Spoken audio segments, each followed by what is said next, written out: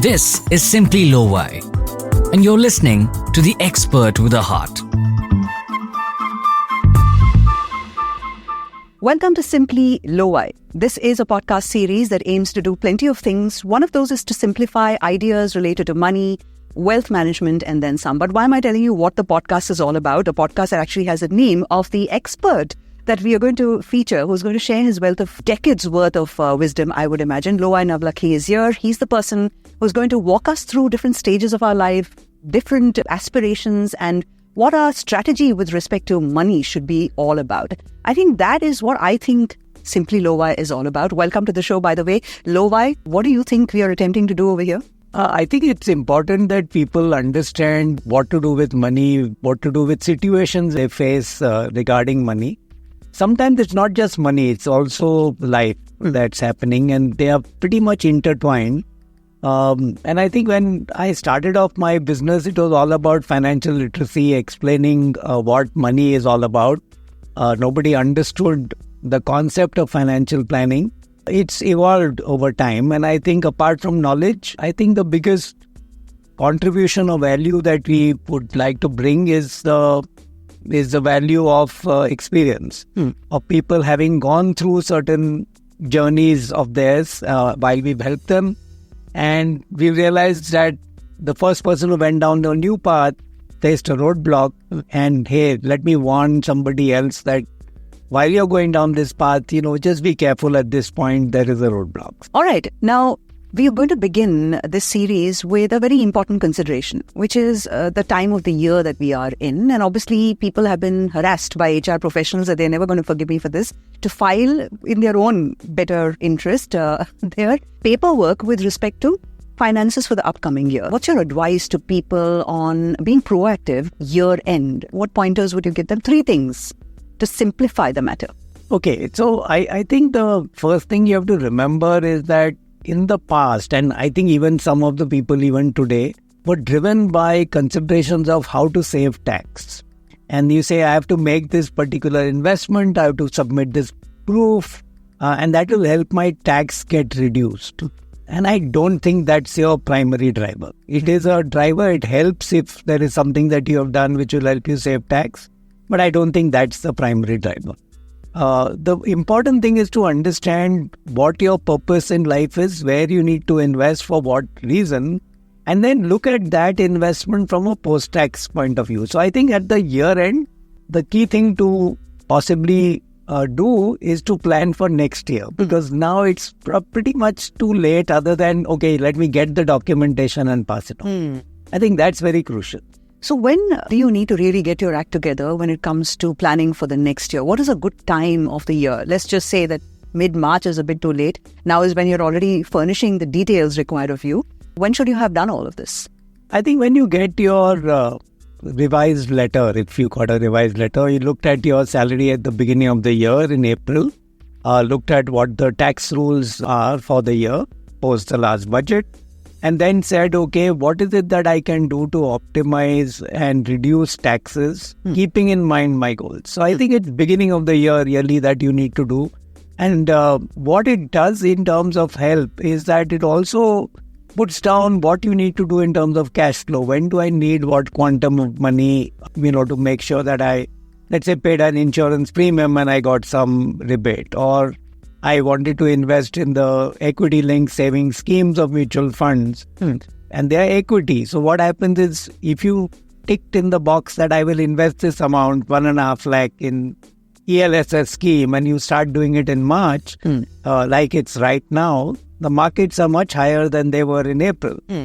So if you had planned and said 1.5 lakh has to go in, let me do 15,000 every month for 10 months, by the time you finished your 10th month of the year, which is January, you had the proof, you submitted it, you're done. All right. And you've averaged out the entry point. I think that's very crucial. Right. So what are the 3 questions? I'm just putting 3 as a number, but I'm sure you have 10 questions over here that one should ask oneself and decide at the start of the financial year. What are the information points that I should plug for me to be able to take these decisions that you're talking about? So I think the important thing obviously with salary is cash flow. What's the net salary am I getting? And obviously if I save tax, my net salary will go up. So first get that in place. Out of that, be clear about where you're going to use that net salary. That you could have an EMI, there is a commitment that you have, there's regular expense, some fees to pay, insurance premium to pay. So do that sort of planning in terms of at least the big items in the cash flow. Do that at the beginning of the year. And then start saying, okay, out of this, while, a lot of planners will say first decide how much you invest and only the rest you spend. But in practicality, I don't think that works. So then you say, okay, this is what I am going to save every month. And therefore, here's a plan to invest this amount every month. So I'm going to save 100 rupees. Here is 60, 70 rupees that's going to go automatically. The other 20, 30, there could be swings in expenditure or there could be opportunities. I'll pick them up and invest in that. Yeah. And there's also bonuses and appraisals, etc. Appraisals with raises, hopefully for a lot of people, that will influence some of these choices that you make, right? Yes. So I think it probably is a good idea to make the plans of cash flow without your increment. Absolutely. And get that in place and then decide that if you got, let's say, an increment from 100, you were getting 10 rupees more, 12 rupees more, that 20% of that money I will, for example, use to, enjoy myself. 30% I will put for X goal, 25% for Y goal. Right. So I think that sort of sorts things out in a better manner than saying, oh, I got this, so let me go and splurge this, and then suddenly find that I've upped my lifestyle and now I can't go back. Yeah. That's the issue. So you spoke about, mapping your strategy to your aspirations, right? But what about the trends? Everybody's suddenly talking about this particular asset class because this is the year to look at that, seeing as the market is the way it is and so on. What advice would you give people who are getting, sidetracked? They've already decided something with a financial expert or planner. They have a plan. And then they say, okay, are we doing this as well? Can we just relook at that? Is that a good thing actually? So I think for those who have these cravings, keep aside some money and say, this is for the latest fad and I'll play with it. In fact, a financial advisor will end up telling you that I'll not consider that item as part or that amount as part of your finances. If you win the lottery, great. If you lose all of it at the casino, also it doesn't make a difference because I have not planned that amount is there in the portfolio, for investment and your goal. Right. So keep some aside for these cravings, as you call them. Yes. I mean, not cravings, some trends. So now that we have you here, you've got to give us some trends. 2024, what are the things that most people are looking at, most people are chumkoed by? You know what I mean? See, I think everyone is chumkoed by most recent trends. Everybody drives with the rear view mirror and says, okay, in the last 3 months this happened, in the last 1 year this happened. And, statistics have a funny way of presenting themselves. You can get misled. Who was that who said there are lies, damn lies and statistics? Right? Those are the three things that exist. So I think one has to be careful of that. For investing, I think people tend to forget that you are investing for the future. You can't invest with the rear view mirror. So you might have had a great run. So you're looking at the mirror and saying, wow, if I continue doing this, I will keep going up even higher than Everest. And now you reach the top. You can look in the rear view mirror and think, oh, this trend is going to continue, and then you're going to go straight down. So I think very important to think of what the future holds. Correct. At this point in time, Indian equities, particularly small cap, is somebody, is very excited with this 50-60% type of return in the last 1 year. Those who are a little more adventurous look at Bitcoin and say Bitcoin is going the way it's going. I think some of these are trends where if you were on that bus which suddenly became an express, okay, you benefited. Now you're trying to get onto that express bus when it's at super fast speed. I mean, lots of techniques too. I mean, I grew up in Mumbai, so getting into a local train and all that, you practice that, but really it's not very easy. Right? So miss the bus is what a lot of people will have to reconcile with. And then you say, oh, now it's stopped. There is a bus stop. So now I will get in because it went super fast from the point A to point B. Therefore, it will go at that same speed or faster from B to C. Right. And that's not necessarily true. Yes. Like, Please be careful. yeah, like the Borivali fast, right? Which goes slow after Jogeshwari. Oh, yes. Yeah, up to Jogeshwari, you're like, on a run, but after that, it's like slow trains. Yeah. So, yes, there are trends, and you've given us your thinking with respect to how one should approach the flavor of the season. That said, what are some fundamentals when it comes to the start of the year? Areas that you should look at, and I don't want you to give us a 2024 future. Let's just say, what are the ideas that you should spend some time speaking to your advisor on and finding out if that really fits you for the year 2024? So, it's difficult to answer this generically because unfortunately on platforms like this, people will consume this individually and think this is advice for me. Correct. Unfortunately, there is no common advice for, everybody. Yeah. It's all a question of, for example, if someone has already invested and has been investing for the last, say, 5-6 years, what will happen today is whatever incremental money you're going to put in is a very small proportion of your total asset because you've already accumulated money for the last 5 years. Right. Somebody who's starting afresh, it's, 80-90% of what they are investing is the new money. So I think you have to be a little more careful in the second scenario than the first, because in the first, even if you made a mistake, it'll be 5% of your portfolio or 10% of your portfolio, whereas here it could be 90%. So getting that right becomes very crucial. I think at the end of the day, people as investors want to make a lot of money, more than their neighbor, more than, they ever made before, etc. They don't want to lose money and they want liquidity. Right. That, when I want, it should be available. Unfortunately, it's not possible. All these three objectives not possible through a single instrument. So I think it's important to figure out how much money do you need for liquidity.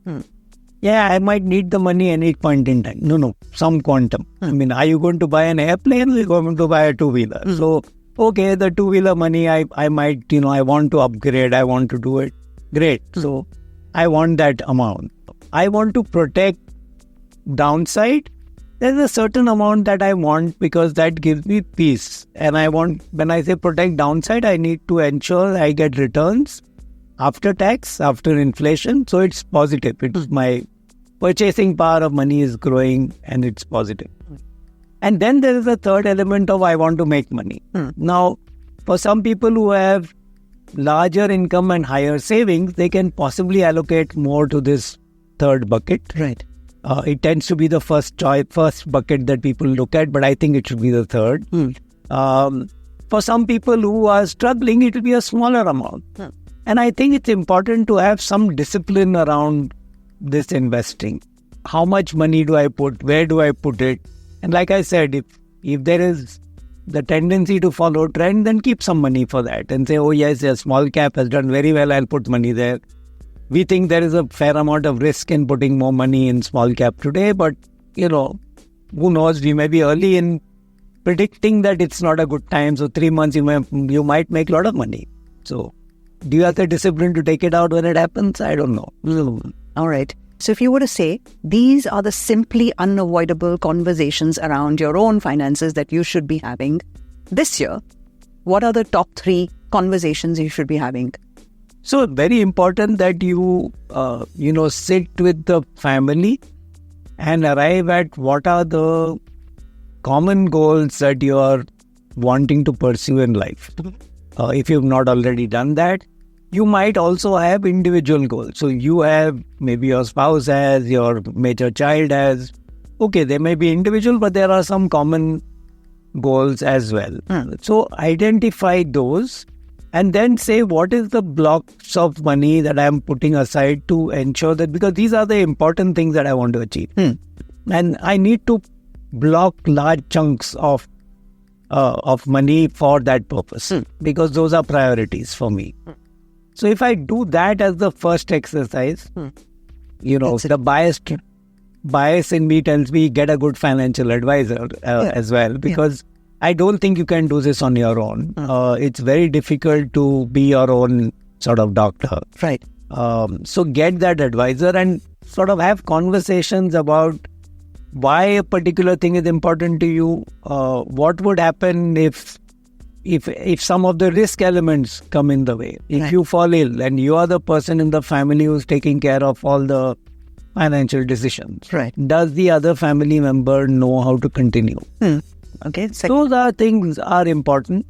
I think a lot of time and effort we've been spending with our clients in the recent past because of some situations that we face ourselves with team members, etc., is to make sure that some of the basics like nominations are in place, that your name in your documents like your Aadhaar, passport, PAN is the same. If not, then get an affidavit and make sure it's the same. Your family knows exactly which insurance policies you have and where they are stored. What are your passwords? How are you tracking them and, passing them on? If you have assets, definitely need a will. So a lot of those things are priorities. I think people spend too much time and attention in trying to make money, but then it doesn't go to the place where it's supposed to easily. So you've given us some 3 areas to think about. I put it into 3 buckets. I don't know if you had meant for them there to be more. One last question, right? We rarely ever have conversations with the employer about our aspirations in life. Unless you have a different sort of a rapport with a manager, it's not likely to come up. But 8 hours of your day and all of your energies for a regular working professional are expended in earning the money that you are investing. And yet you never really talk about these things with an employer. It is not an employer's job, many will argue, to guide you in that journey. But increasingly, employers are making it their business to make sure you're well.